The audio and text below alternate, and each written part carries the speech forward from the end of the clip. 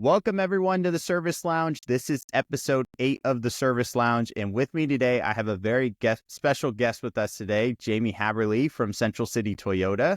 And Jamie comes with a wealth of knowledge. Jamie, I've been trying to get you on the Service Lounge for quite some time. So thank you for jumping on today and really excited to have you here. So welcome to the show. Thank you very much. This is episode 8, you said, Yep. like I should have been episode 1, but we'll get back to that later, Brandon. No, it's crazy. 8 episodes already, but yes, you should have been episode 1. Right? I agree with you. So a little bit about me. I have been here for 31 years here at Central City Toyota. I started here when I was 6 years old. No, started here when I was 22 years old. I graduated from college. I had applied to law school, had 9 months by the time I graduated to the time I started law school. My dad said, why don't you try to get a job? Okay, looking back then in the newspaper, looked in the newspaper, saw a thing about a service advisor. Didn't know what a service advisor was. Walked in, they talked to me. They're like, sit here. Next thing I know, this very well-dressed, well-spoken owner walks in, as it turned out to be Max Paul, and he said, boy, I just need you in my service department. And from there, I never left. 9 months came around, and Mr. Paul said, you can't leave me. And I said, I don't want to leave you. And 31 years later, here I am. So that's awesome. That's something I didn't even know. Here at Central City for me. I didn't even know that. So you went to law school, came into automotive, and you never I was accepted left. into law school, never started. Graduated from Temple University, got accepted at Temple University School of Law, and never attended. That's deferred my application, and 31 years later, here I am, and I made the 100% right choice. And then the automotive bug got you, and you haven't been able to leave. It bit me for sure. And I'm sure that we're talking to, that people will be watching, this will be some long-time automotive, employees, guys who understand exactly what I'm talking about, right? Yep. They just love doing what they do and the people that they do it with. And, in the regards of the economy, the automotive industry pays very well, right? Compared to other places. Much so. And that's what has engendered good people to be in this industry. And it's drawn people to this industry. And part of what we can talk about is how do you continue to draw young people to our industry? Because, hey, I'm 54 years old now. I know I look like I'm 35, everyone, but I'm 54 years old now, right? So it's time for, my generation to start weeding ourselves out and the new generation for coming in. How do we motivate them? How do we understand them? Technology, right? Talking to them in the terms that they need to talk to. So I think that's, one of the things that partnering with Update Promise and companies like that has allowed us to, bring new people in, indoctrinate a new way of doing things. That's awesome. I'm excited to talk about that. Yeah, no, we're excited to have you here. And for those of you listening on, this is episode 8, and it's all going to be around data and driving high performance within your specific service department. The best part about having Jamie on the call, like you said, you've been in the service department. You've done a lot of the roles within the service department. So I agree with you. How do we leverage a lot of the data and the information you've learned over the years to motivate your team and get high performance out of the service department? So again, Jamie, just want to say thank you. I really appreciate you jumping on and looking forward for us to it's fun. Going back and forth on this. So let's dive right in. I know we got your role with, how you've experienced, at Central City, moving your way up from service advisor all the way to the position you're at now. What would you say has been some of the main takeaways you've seen with the industry changing over the years? And, how did you get yourself up to that point to where you're still at the same dealership? That's uncommon for a lot of people. It's very intriguing that I started here in September of 1993, actually end of August, September of 93. So when I started here, there were handwriting repair orders when I started here, like old school writing repair orders. And I remember they take me down to the service desk and they're like, well, this is where you're going to work and you're going to partner with this guy and he's going to show you everything. So after a week, they fired that guy and they're like, all right, you're taking over his team. So at that point, I'm 22 years old. I have 5 technicians who are all much older than me, had been working in the industry, and they're looking at me like, look at this guy. And he's a college graduate. Back then, being a college graduate in this industry, I was a unicorn, especially working in the service department. And I remember handwriting these repair orders. And I go to the service manager after 6 weeks. I'm like, listen, man, I can't. This is ridiculous. You guys handwrite everything? Like, don't we have like some technology? Like, good news. There's a thing called Reynolds and Reynolds coming. And we're going to use Reynolds and Reynolds. And for the guys on the call that remember green screen Reynolds, that's what we had, man. And let me tell you, I loved when that first happened. And we got those computers, and just, the first taste of technology happened, right? The Yep. first instance of how technology equaled productivity and what that could manifest. And then you allow that technology to get to a person like me who naturally can talk to people, right? Yeah. Now you pair it with technology, then you got something. Yeah. So back in those years, once we got the computers working, back in those years, we're a city dealership here in Philadelphia Metro. We became number 7 in the nation Oh, in wow. labor sales after 2 years. 3 service advisors. Me, a guy named Ira, which I'll intimate him in a moment, greatest salesman I ever met, and a young man named Kevin, who was had worked at SEPTA, which is the local regional rail and bus transit. He came, and the 3 of us worked together as a service team for 5 years. Superstar team, had great results. And it was the first, as I said, the first taste of where technology led us. Yep. So then, you get into the 2000s, right? And, at this point, things are changing.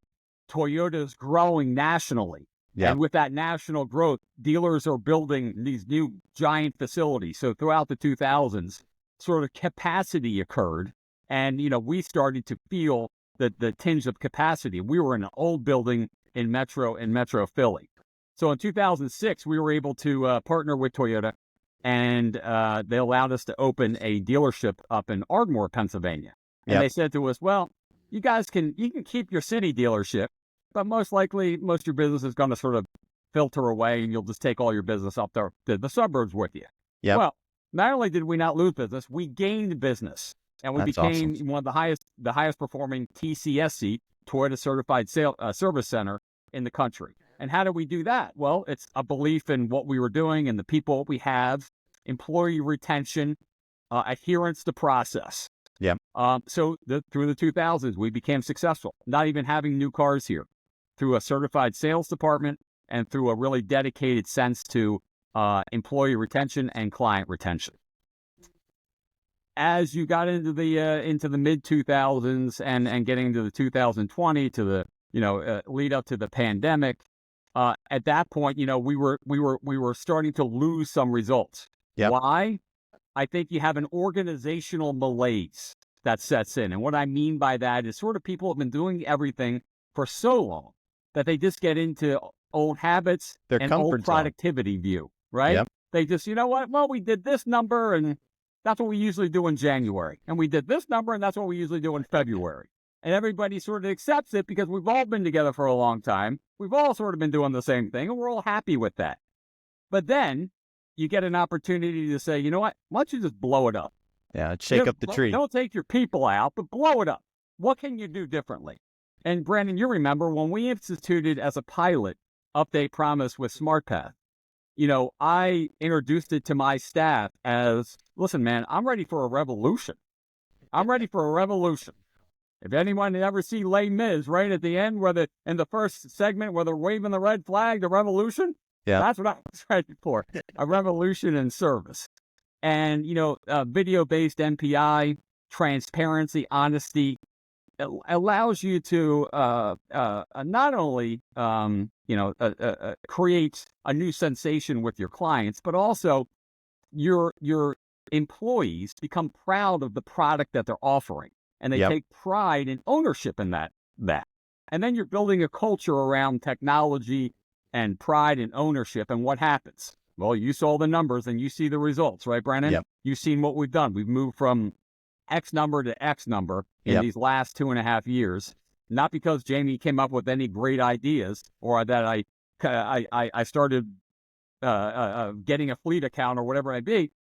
Same customers, same people, just a new process, a revolution into what we're doing, and the results followed. So I want to hone in on that, because I think there's a lot of credit to be due to you as well, right? There's a lot of stores that go down this revolutionary, I want to make a change in my service department that may not be as successful. And it takes great managers to drive that success.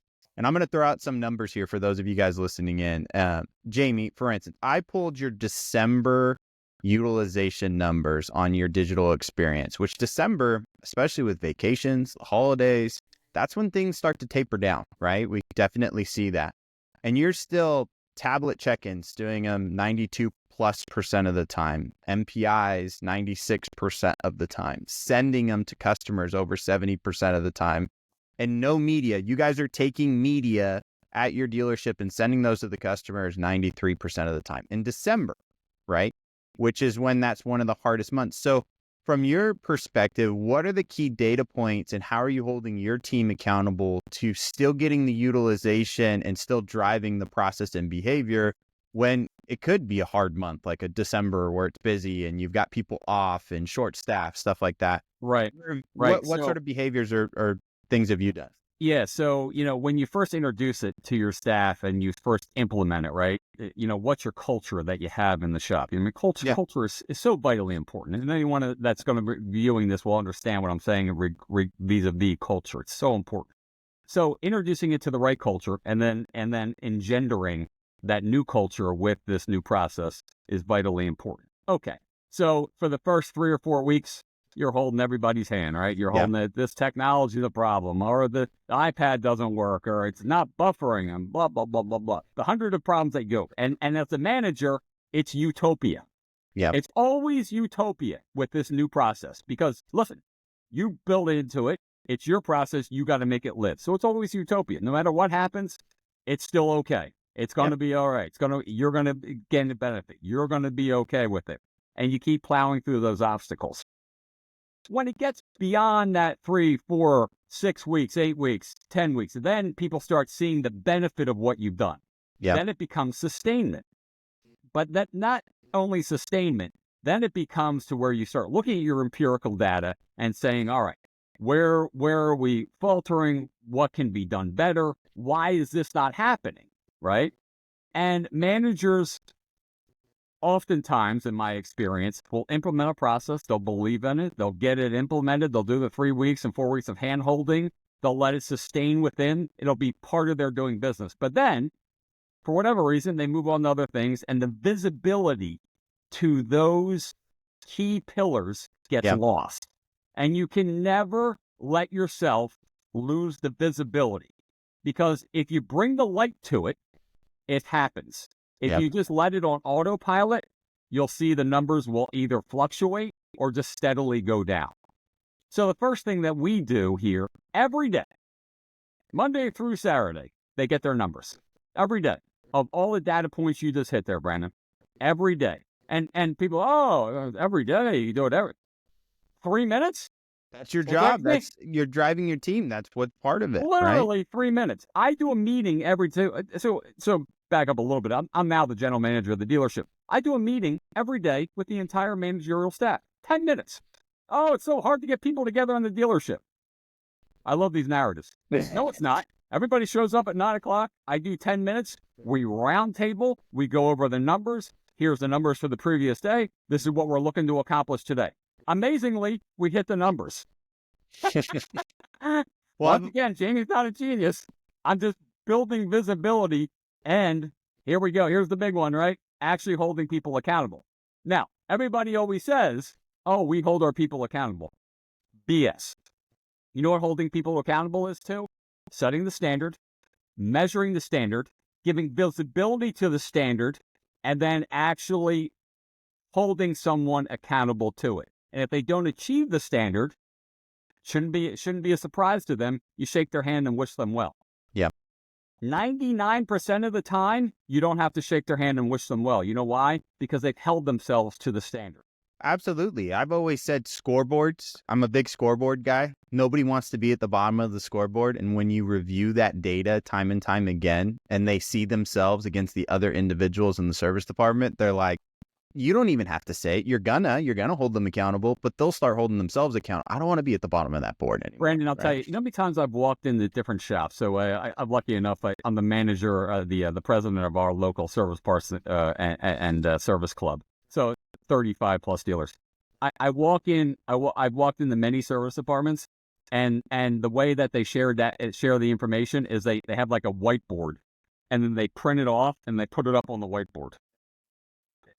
Nothing worse than you telling your staff about set it and forget it, because that's all you're doing. That's a set it and forget it. If that document's a living, breathing document to you, like You should know your numbers. I should be able to call any manager on this phone call and say, hey, what's your number of MPI sent? What's your number of VCI? What's your number of MPI view? You should pretty well know the number. You know why? Because you're looking at it every day, right? And not only looking at it and posting it, but you're reviewing it with your staff. And all that, none of this, what I'm saying here is revolutionary. What's revolutionary is that actually people do it consistently, month after month, day after day, hour after hour. If you do it that way truly, that you're bought into it, and you bring the energy to it, this isn't just Jamie on the podcast. Brandon, you know me. Yep. This is me, because I enjoy doing what I'm doing, and I enjoy getting the results, and I enjoy pushing my people and seeing them do well. You should be the chief cheerleader for your staff. You should be happy when these employees do well, when you give them a nice bonus at the end of the month. Nothing better, win-win circumstance. So that's how data meets daily dealership productivity. Because, it's easy to be a consultant and to walk into a place for 2 or 3 or 4 days and say, you should do bing, bang, boom. That's easy. I could do that all day long. Make a lot of money being a consultant. But the sustainability and the believability of what you're trying to achieve measured on a daily basis is what makes you successful, without question. So if I'm hearing you correctly, it's all been about consistency, right? And I've always said that as well, because if a service advisor who's maybe giving you pushback sees you be inconsistent on your accountability or your measurement of that data, then how can they be consistent, right? They're going to find any sliver to just bypass and move through. But from a managerial perspective, I love what you said, and I think a lot of people listening on would learn from that is today, if any of us were to call each other and say, what's your MPI send rate, right? What's your view rate? What's your video percentage rate? And if you don't know that off the top of your head of, well, my numbers yesterday were this, then you're not being consistent enough on your side to expect your team to be consistent, right? It's self-accountability for yourself as a manager day in and day out. It's the same thing with me running my business. I have to know my data of my people out there in the field, how many calls they're making, how many meetings they're having every single day. And if I don't know that data, then shame on me. Of course, my dealership or my company is not going to be successful because I'm not on top of it, right? So I love that insight, because I think consistency and measuring and holding accountable are probably the 3 most important things we've seen. Yeah, I mean, it's you often hear from managers, well, I have turnover or I had this come up with an HR issue, or we had a car get in an accident, on the lot, God forbid. And, you can never let yourself off the hook. Never let it be an excuse. Everybody who works in a busy service department or a busy parts department or busy fixed operations knows that sometimes things just go off the rail. No matter how well you plan, no matter how well you do, things go off the rail. The important thing is that you never let yourself off the hook. And off the hook is that byproduct of being consistent. Yeah. No matter what happens, those reports are a living, breathing document, because that's my business. Yeah. And that's the way that's why you're going to save and retain your employees, because employees want to be part of something successful. They want to be part of something that is always consistent. You can have any policy you want. You can pay at the lower end of the scale if that's what your byproduct is. If you're consistent and you provide them a place that they feel like they're part of something on a daily basis, you're going to retain your people, and retention equals productivity. So let's talk about that portion, which is the people side of it all, right? Platforms, data, process, you can build that, and that's something you can control consistently, right? And I've always said the most important part of it is you have to have the right people in the spot to be able to provide a next level customer experience. So part of what we do here on the Service Lounge, Jamie, is I always like to bring real customer feedback. So I took a real review for your dealership, and this is a positive review I'm going to read out of a customer talking about their experience in your service department. So let me read this out, and then what I want to hear back from you is, how do you get employees to provide this experience? So customer's name is C.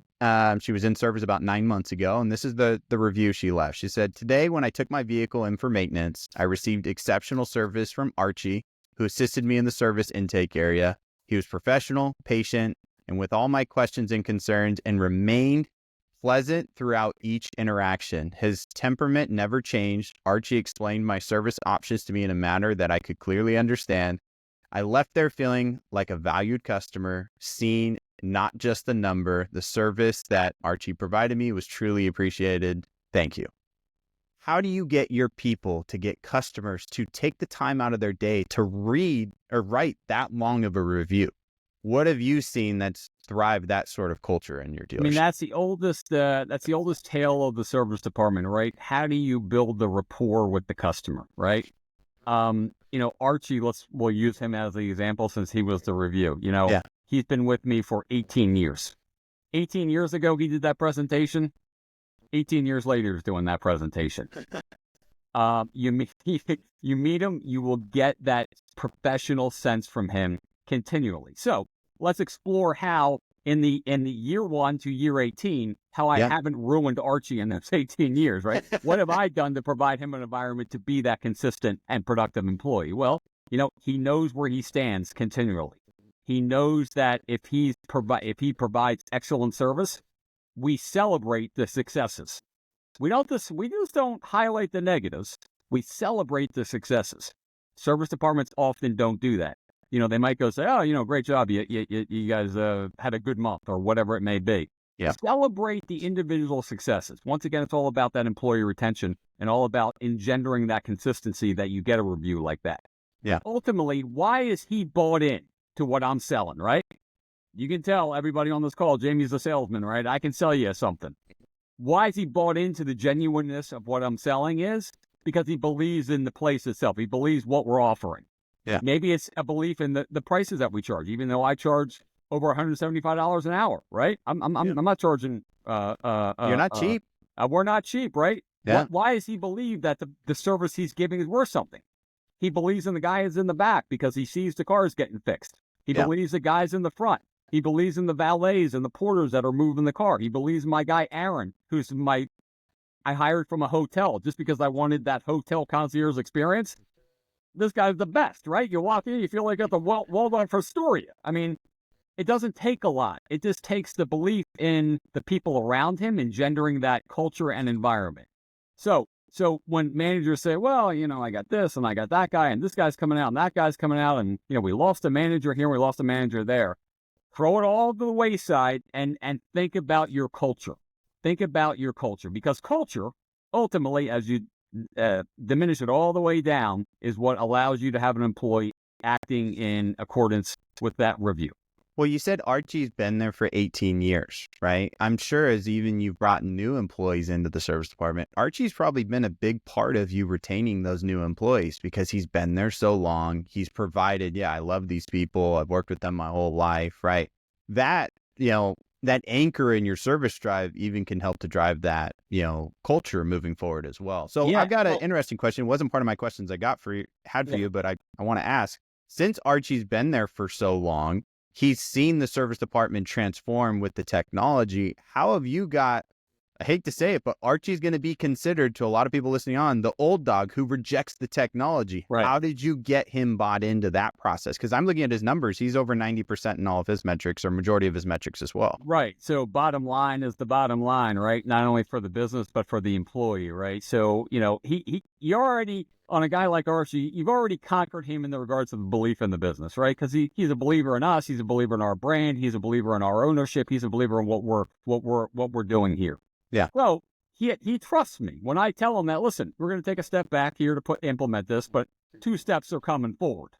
Sure enough, 2 steps came forward. The store did better, and therefore Archie did better. Yeah. So the all the dynamics that we just discussed about visibility and numbers and culture allowed Archie to, the bottom line is the bottom line. He started to make more money, and he felt secured in his place.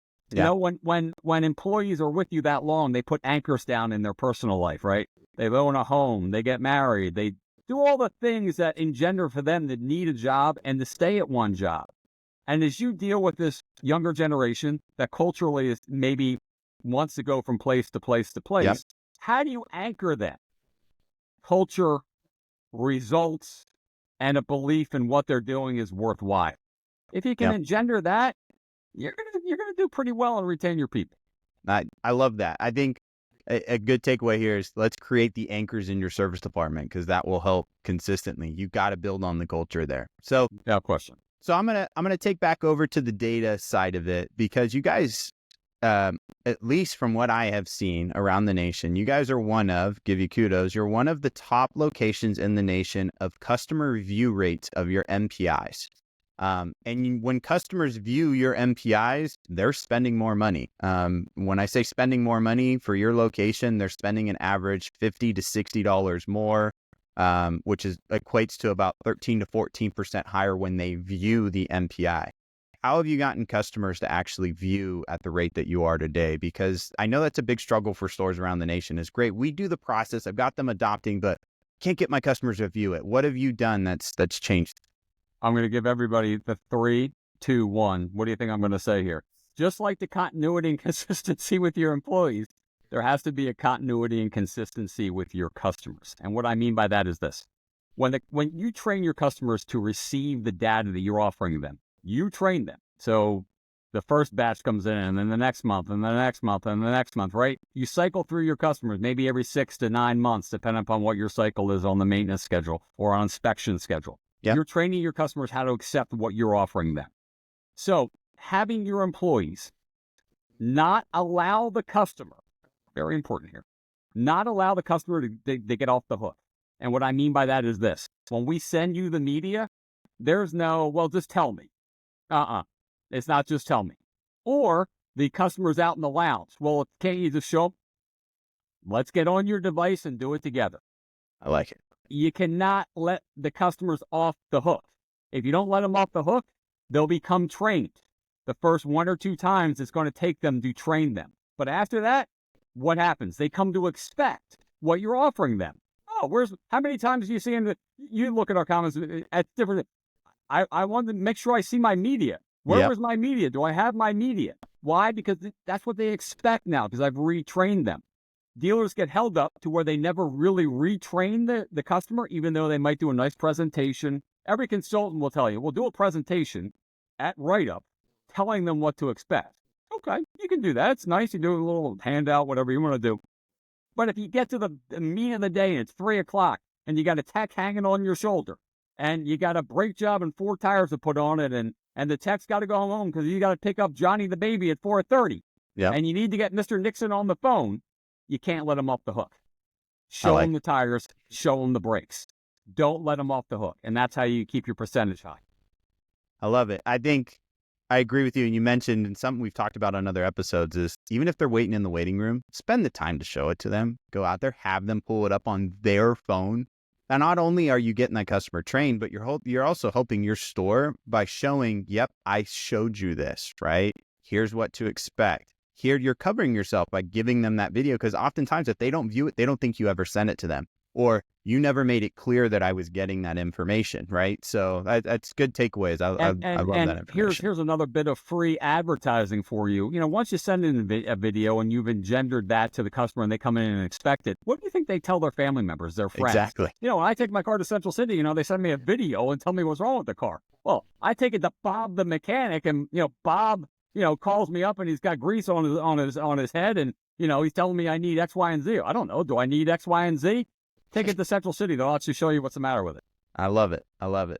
So another point that I really want to get your feedback on is your no media rate. You're at 7.4%. So 93% of the time you've gotten your technicians where they're taking media, whether it's videos, photos. I will point out your video and photo is substantially higher compared to your no media closed dollars per repair order, or even your photo onlys or video only. So technicians, oftentimes I hear from managers all the time is like, how do you get these technicians to even start doing these videos, right? And then when they do the videos, how do you get them to make videos that are actually good to where the customer sees value in it? Can you share any insights with, people listening on? I continue to this day, I still watch videos of my technicians because I want the quality of them to be good. And it's a continually training because that's difficult. It is difficult to get once you get the technicians bought in, you give them the process. And what we engendered when we were piloting this is that we thought it was important that everybody do it the same way. Top end inspection, undercarriage inspection, 2 separate videos, less than 1 minute. I gave them a standard. So I would tell everybody out there, whatever you want to do, however you want to do it, just have one universal standard that Yep. everybody does. Frank, who's been fixing cars for me for 30 years, doesn't get to do it differently than Johnny, who's been doing it for 1 year.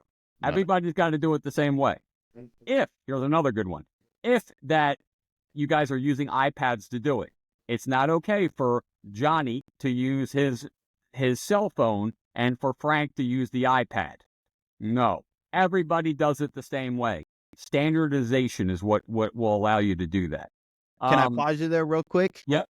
Is the investment worth it to make sure that you have devices across the board for your technicians, all the same devices? So, Brandon, you remember at the initialization of our pilot, that was a whole conversation, right? Yep. The owner, we have to buy iPads, right? You got to buy them for 30 grand. You know, we spend 15 to 30 grand on devices. Is it worth it? You adhere to SmartPath, you're gonna make that money up times 50. So it's a small investment for a large profit. So it's not even a conversation. But yeah, it's hard at first when you're looking at it and you're putting a new process in. Everybody gets an iPad and they got to sign that they don't break them and all of that. But that hard. Everybody has to be on the same plane. Everybody has to be doing it the same way, and that's how you engender good results. Here's another good one that I employed. I got some of my guys in my shop were the ultimate advocates for this. These guys were flipping backwards to be able to do videos. They loved it. And their successes, talk about celebrating successes, shop meetings, specialization, a lunch in their honor because they achieved standards they had never achieved before. So, Frank, who's sitting there watching Johnny get, a lunch in his honor to where, a nice Chinese buffet that I do for them. And he's thinking, wow, that's pretty good. Peer pressure, right? Mm-hmm. There's some peer pressure there. So once again, all these little things that I've employed over the years create a nice culture to where, everybody starts sending the videos. Why? Because that's the standard, right? Yep. We hold ourselves to a standard, but we've engendered that standard by all the little details that I've done to engender that culture and standard. A common misconception from managers, and it's not in just this industry, but any industry as a manager, is that money's the number one thing that motivates my employees. And time again, they'll tell you recognition is one of the highest motivations for employees. So what you're doing there for the people who are doing what you're asking them to do and doing it well, the other individuals, they want that recognition, right? They want to be in that limelight and get the lunch and get the, meeting in their name. I love that. That's great. And, and engendering that recognition and giving, people to where they're not just motivated by money. It's not everyone's motivated by what they have to support themselves, support their family, support what they got going on. That's obviously all important. Yep. But the way you engender, your true loyalty is you need to be it's not being their friend or letting them off the hook. People wish to be held accountable. I've told this to many of my sub-managers for years. Hold them accountable. They want to be held accountable. My daughter, you can see her in the photo above me, 26 years old. She's a third-year kindergarten teacher. First year of kindergarten that she came out of college, always wanted to be a teacher. The kids ram shot the first year on her. And her mentor, one of the other kindergarten teachers that had been there for 20 years, said to her, Carly, you got to hold them accountable. Year 2, hey, I'm a little bit more of a disciplinarian. Now, she's like, let me tell you, she's like a master sergeant in that class. And amazingly, her numbers have improved just in regards of reading them and retention of what she's trying to inculcate in these children has improved because she learned to hold them accountable. Translate that to our industry. Accountability. People want it. Yeah, I love it. So, Jamie, you've given a lot of great information here, and I'd love to offer, if you don't mind, if people are listening in and would like to pick your brain, would you mind if they, reached out and touched base with you to get some information? Obviously, Brandon, I like to talk, so most likely that will not be a problem. But last thing before we let you go, I want to hear what's next for Central City Toyota. What's new? What do you have on your horizon? You taking over and really taking the dealership to the next level. What are some interesting things you guys have planned for 2020? So we have I won't tell you the exact number, but we have a big. We hit it one time this past year. We have a big parts of service goal to make it sustainable. So my business plan is built upon us sustaining that one-time best of 55-year standard that we did in October of this year, doing that 4 times this year. And that's a universal goal transmitted to all the staff. So we're all pushing for it together. And we're not targeting 1 month. We're targeting consistent process to make that happen. And amazingly, you know, when you start doing that, no matter what your business is, you know, people start asking you, well, how are we doing? Well, how are we doing? I have so many employees ask me how we're doing, and they get their numbers, and they still want to know how we're tracking to previous years. That's cool. They're bought into it. That's and cool. Yeah, so that's a big goal that we have here. You know, as Toyota is, you know, has a lot of recalls coming up in this next year. So you're going to have clients that may not have come to you before coming to you to get the recall. So how can I build new customer clientele? You know, in the world of Toyota right now, CPRO it's stagnant or going down slightly, even with Toyota Care now, and its 12th or 13th year on Toyota have spent billions of dollars. So what's creating those customers to be defectors? Well, now you got some new people coming in. You know, what kind of process, what kind of thing are you going to offer them to be your customer? Fixed operations departments for many years. When I started here in the 90s, fixed operations, you know, the owners were like, I ain't walking in the parts. I don't know what the hell's going on there.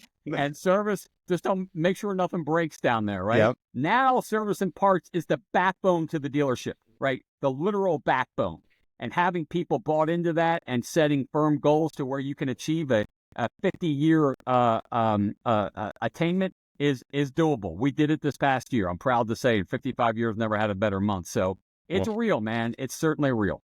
Well, congratulations to you. And I love to see the passion out of you every time I speak with you. It's great to see that you practice what you preach, and you really get your team bought in and believing in you. I've always said it starts at the top. Your leadership really drives forward. So congrats, Jamie. And thank you for jumping on the Service Lounge. This was great information today. Good stuff. Update promise rocks.